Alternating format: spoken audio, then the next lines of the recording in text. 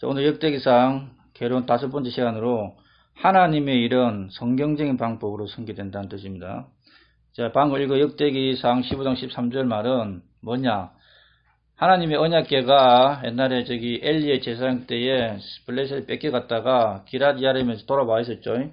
거기에 있는 언약궤를 예루살렘으로 옮겨야 되는데 처음에는 하나님의 규례대로 하지 않았다는 겁니다. 그게 13장에 나옵니다. 그냥 기뻐서 언약궤만 가져오려고 했는데 실수를 했죠. 사람이 볼 때는 엄청 좋은 의도예요. 자, 그게 뭐냐면은 13장에 이제 언약궤를 가져오기 위해 13장 1절을 봅니다. 이거 엄청 재미난 일이 나와요. 재미난 일보다는 웃기는 일이 나오는데 언약궤를 옮기기 위해서 다윗이 천인대장과 백인대장과 모든 지도자와 의논을 했습니다. 여기에 딱 한 개 빠져 있어요. 누가 의논 안 했어요? 하나님하고 의논 안 했습니다. 그 말은 하나님의 성경을 통해서 어떻게 옮겨야 되는 방법을 공부 안 했다는 겁니다.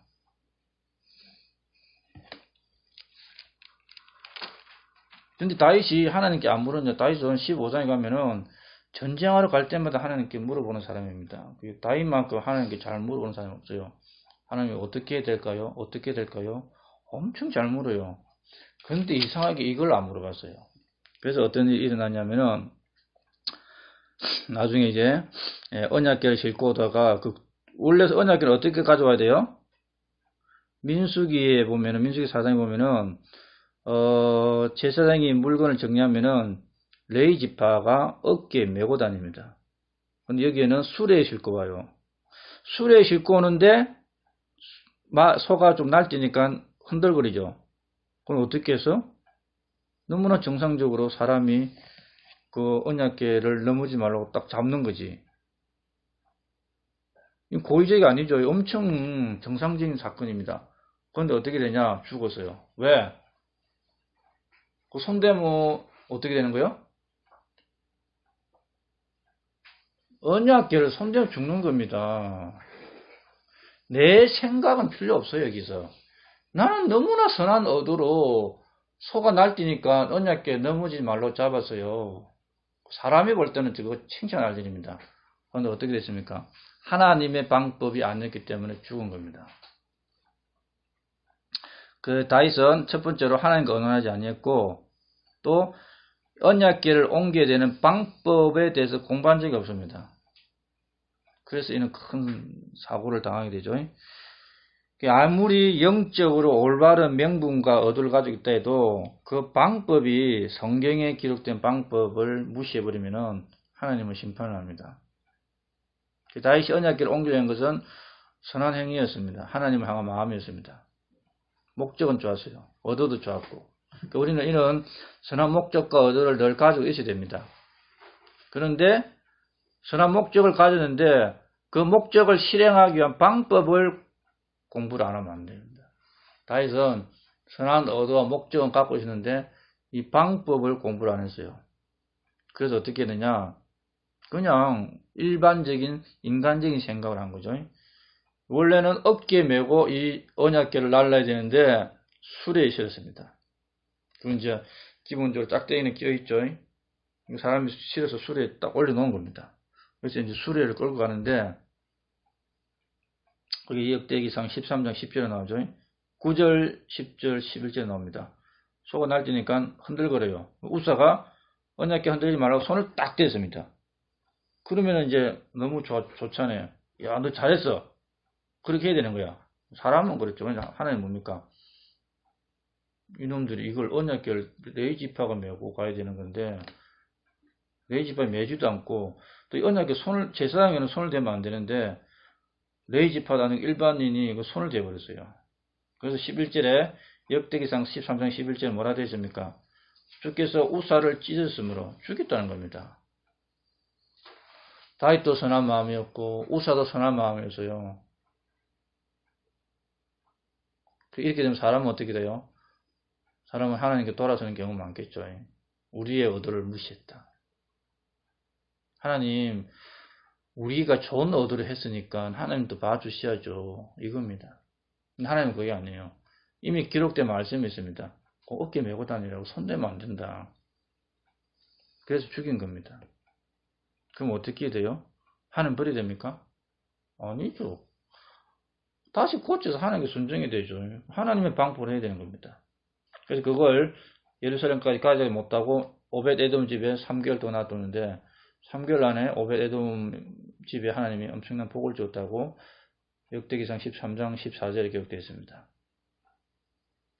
자, 고의는 아니지만 성경적인 무지로 인해서 죄를 짓고 하나님께 심판을 받았던 다윗과 이스라엘 백성들이죠. 성경의 방법을 무시하고 자기 생각대로 하는 섬긴다는 것은 사악한 종교 행위에 불과합니다. 이게 오늘날 이제 기독교에 다니는 사람들 대부분이 그랬죠. 우리 하나님 위해서 하잖아. 이만큼 좋은 의도가 어디 있어. 그러지만 그 모든 절차 방법은 다 하나님 무시하는 겁니다. 그래서 구원의 방법조차도 무시하죠. 구원 못 받는 겁니다. 열심히 하나님에서 새벽 기도부터 하루 종일 섬깁니다. 그런데 생명이 없습니다. 온갖 절기를 다 지킵니다. 그런데 성경에 없는 절기입니다. 부활절, 크리스마스, 사순절, 구약에도 안 노는 겁니다. 구약에도. 차라리 안식교들이 안식이 지키다 가면 그거는 이해가 돼요. 구약에도 나오니까.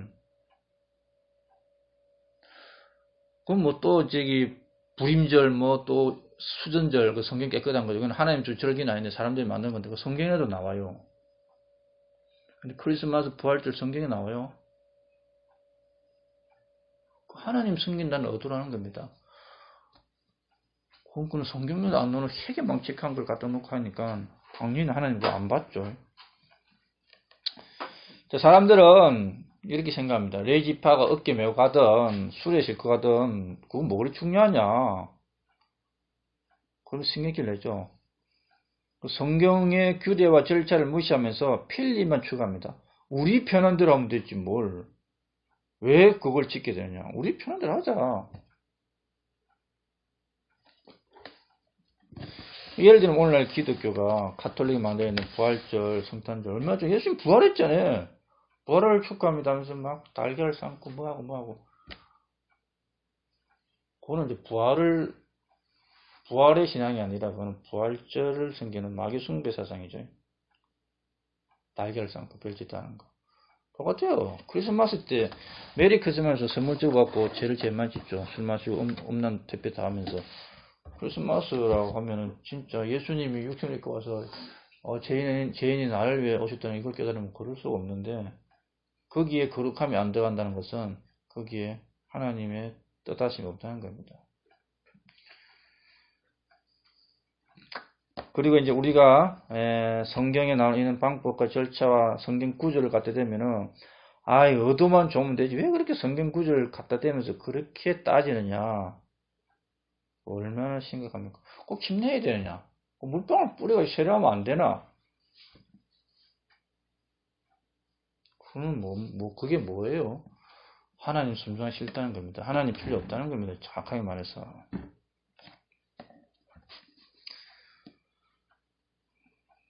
그래서 이 진정한 신앙과 거짓 종교의 차이는 아주 작은 것에서부터 출발하지만 확연하게 나중에 구분되죠. 사람은 그런 거 싫어요. 그냥 의도만 따지고 자기 마음만 따지지 성경에서 말하는 방법, 절차, 원칙 이거 무시합니다. 다. 이거 무시하면은 그거는 나중에 복음도 흩어지고 성경이 말하는 신앙이 아니라 사람이 원하는 기독교적인 신앙으로 바뀝니다. 그게 우리 주위에는 사람들 대부분이죠. 자, 성경은 누구라도 선한 의도가 나쁜 행동을 정당화할 수 있다 가르치지 않습니다. 선한 의도에서요. 근데 행동은 엄청 문제야. 그거 다 틀린 겁니다. 그 행동이 나쁘다는 것은 성경적인 방법, 하나님이 말한 방법이 아니다는 겁니다. 하나님이 말한 방법이 아닌 것은 나쁜 행위고 악한 행동입니다. 선하다는 뜻은 하나님이 정해놓은 게 선한 거예요. 사람이 볼 때는 엄청 선한 행동처럼 보일 수 있는데 아무리 사람이 볼 때 선하고 깨끗하고 좋은 것 같아도 하나님이 이미 정해놓은 방법하고 틀리면 그게 악한 겁니다. 선악의 개념이 뭡니까? 하나님의 기준을 떠나면 그게 악입니다. 우리까지도 그렇죠. 그냥 사람적인 방법으로 볼 때는 괜찮아. 좋아. 그럼 그건 타락한 거죠. 타락이 뭡니까? 하나님의 기준에서 떠나면 그게 타락입니다. 그게 악한 거고 거짓이고 그게 속임수예요.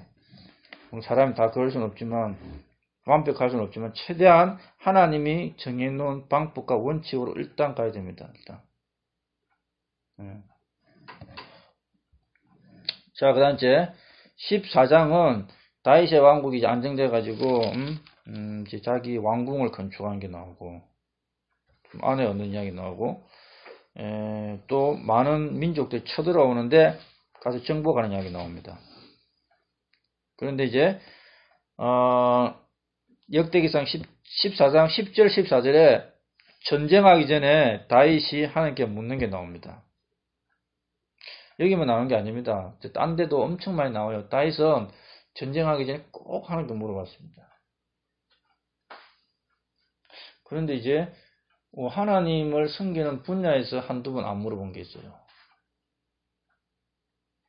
한 두세 개 실수한 게 있죠. 잘 하다가도 이제 그런 실수가 사람이니까 있을 수 있죠. 근데 그 자체가 정당화되는 건 아닙니다. 자, 그 다음 15장에는 우리가 방금 읽은 대로 이제 공부를 했어요. 언약궤를 어떻게 옮겨야 될까? 공부를 했는데 15장의 2절에 보니까 레위 사람들 외에는 아무도 하나님께를 나눌 수 없나니 딱 공부했잖아. 민수기 14장 읽은 겁니다. 공부 안 하실 때는 아무나 그냥 해라 하는 거야. 아무나. 하고 싶은 사람 나와요. 다 지원해서 하세요. 그게 아니죠. 레위 사람은 제사장이 그걸 딱 뭡니까? 정리를 하고 나면은 레위 사람이 고앗과 모라리 그 후손들만 언약궤는 고앗 자손이 나릅니다. 그럼 그 고앗 자손 중에서 와서 딱 나르는 거예요. 딴 집화도 안 돼. 또 딴 집안도. 그걸 이제 15장에서 공부를 해가지고 이제 밑에 쭉 읽어보면은 이제 고앗 아들들, 머라리 아들들, 게르솜 아들들 다 모집합니다. 왜? 각자가 할 일 있잖아요. 민수기 보면은 고앗의 아들들이 할 것은 성전 안에 있는 기구들, 언약궤, 촛대, 빵, 향단 이거 옮기죠. 그다음 이제 게르솜과 머라리는 이제 성막의 기둥들, 그건 이제 한 팀은 텐트, 천막 정도 이거 날라요. 각자가 나르는 게 다 틀려요.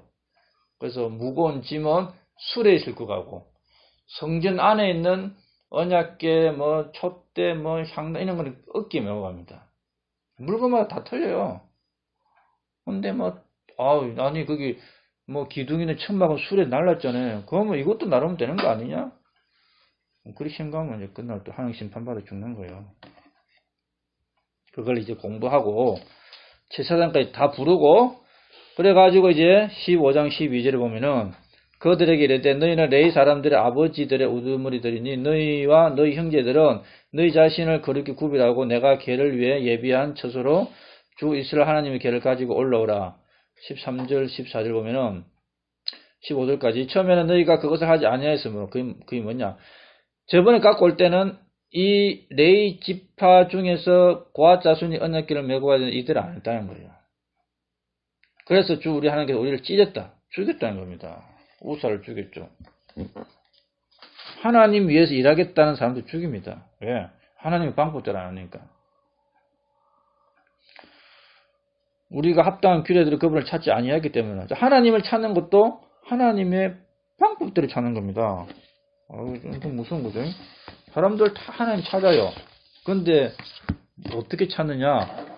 하나님의 방법대로 안 찾는다는 겁니다. 성경 말씀대로 안 찾는 겁니다. 지 마음대로 자기가 원하는 대로 하나님 찾는 겁니다. 그 사람 하나님 안 알아줘요. 그 필요 없는 사람들이죠. 그거 다 우사처럼 다 징계받아 죽을 사람들입니다. 하나님은 사랑의 하나님이지만 하나님 말씀에 떠나면은 준엄한 심판이 되는 하나님이죠. 무서운 하나님입니다. 하나님 정해놓은 틀 안에 사는 거지 틀을 딱 벗어났으면 그대로 심판이 내려오는 겁니다. 물론 심판을 즉시 할 때도 있고 심판을 오래 연기할 때도 있는 그 차이점 있죠. 심판이 즉시 난 적은 별로 없어요. 강야 때 심판이 즉시 났습니다. 그리고 유대인 초대교회 때 심판이 즉시 났습니다. 그리고 이 언약궤 사건 이럴 때 적시는 합니다. 그 외에는 어때요? 엄청 오래 기다리죠. 다윗 가나안 땅에 들어오고 나서 포로가 될 때까지 1500년을 기다렸어요. 1000년을 기다렸어요. 지금 2000년을 기다리고 있죠. 이게 어떤 면에서는 오래 기다리고 아주 핵심적인 분야에 있어서는 즉각적인 심판이 내려집니다. 지금은 즉각적인 심판이 별로 없죠. 이제는 즉각적인 심판이 이제 가까워지고 있는 때입니다. 대환란이 가까우면은 그 심판이 즉각적으로 일어나는 게 많아지죠. 이는 이제 역병들이 들어가면서 즉각적인 심판이 가까이 다가옵니다. 이제. 자, 그래서 이 15장에서는 이제 전에의 실패를 경험 삼고 새로 공부해가지고 이제 하나님께서 세우신 원칙과 방법대로 15절에 보면은 15장 15절에 보면은 어깨에 딱 메고 갑니다. 이제 어깨 메고 가니까 하나님도 기뻐한 거죠. 자, 우리 볼 때는 야 수레면 어깨면 뭔 차이야?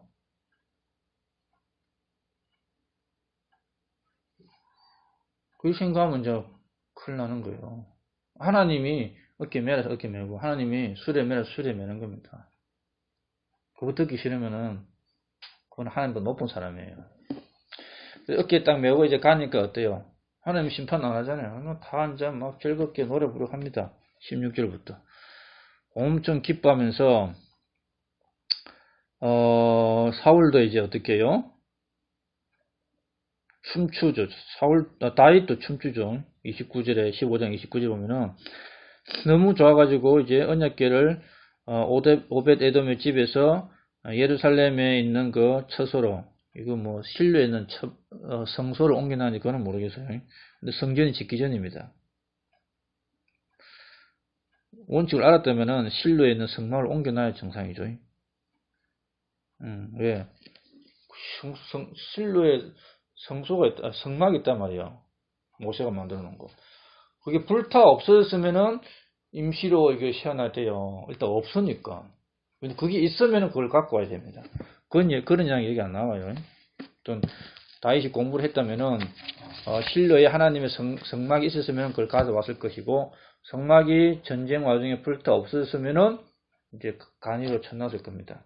거기로 가져 이제 왔는데 뭐 다들 온 백성이 기뻐했죠. 29절에 뭐가 있습니까?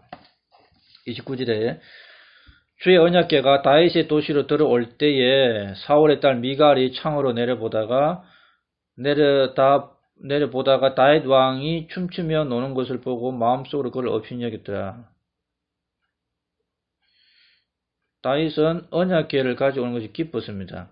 그래서 춤을 췄어요. 춤을. 그런데 사울의 딸 미갈은 원래 안나였죠. 사울의 딸 미갈은 여기에 한 게 기뻐 못한 거예요. 언약궤가 얼마나 귀중한지, 그 언약궤를 여기 왜 가져오는지, 그 언약궤를 가져옴으로 인해서 일어나는 기쁨이 뭔지, 이걸 모르는 겁니다. 그래서 무시한 거예요. 왕이, 아휴, 무식하게, 저 백성들하고 천한 것들하고 춤추고 놀다니. 춤추고 노는 것만 보고 지금 비난하죠. 왜 기뻐하는지 모르는 겁니다. 이건 뭐냐. 이게 이제 예수님이 이제 유대 땅에 돌아다니면서 하늘의 왕국의 복음을 전하면서 백성들을 불쌍히 여기고 안식일에 병자를 치료하고 이거 기뻐할 일이잖아요. 그런데 바리새인과 사두개인들은 예수님만 따라다니면서 예수님이 행하는 기적과 표정을 보면 책잡죠. 왜 그렇게 하냐? 왜 그렇게 하냐? 왜 그렇게 하냐? 당연히 이제 비판하려면은 원칙이 있고 비판해야 되죠. 비판이 아니라 그 책망이죠. 근데 바리새인들은 그게 아니에요. 안식일의 개념도 몰라. 자기들은 안식일에 소가 구덩이 빠지면 건져 올리면서 병이 들어서 온몸이 안식하지 못하는 사람을 안식일에 병을 낫게 해서 죄로부터 안식을 얻게 해주는데 이걸 일부 어기다 그러죠. 그 참된 어도를 모르는 거죠. 자기들은 안식일날 안식일 어기는 게 있습니다. 제사장은 성막 안에서 안식일 어기도 제가 안 돼요. 번째, 안식일날 할례를 해도 제가 안 돼요. 안식일날 짐승이 죽어갈 때 살리는 것도 제가 안 돼요. 하물며 안식일날 병들어 죽어가는 마귀의 올무에 걸려서 죽어가는 사람을 살려내는 게 그게 안식일 어겼다 하면은 그만큼 안식일을 모르는 게 없죠. 그런 것만 잡았죠. 그러니까 이제 이분이 누구이며 이분이 왜 이 일을 행하는지를 모르고 드러나는 것만 책망하는 겁니다. 야, 그러면 안 돼. 그러면 안 돼. 그게 미가리 한 겁니다. 뭐가 지금 오고 있는 거야? 왜 이렇게 소동이 일어난 거야? 그것을 왜 기뻐야 되는 거야? 이거는 필요 없는 겁니다. 왕이 돼가지고 천한 놈들하고 같이 저렇게 올리다니, 그거 춤까지 추다니, 이러고 있는 거예요.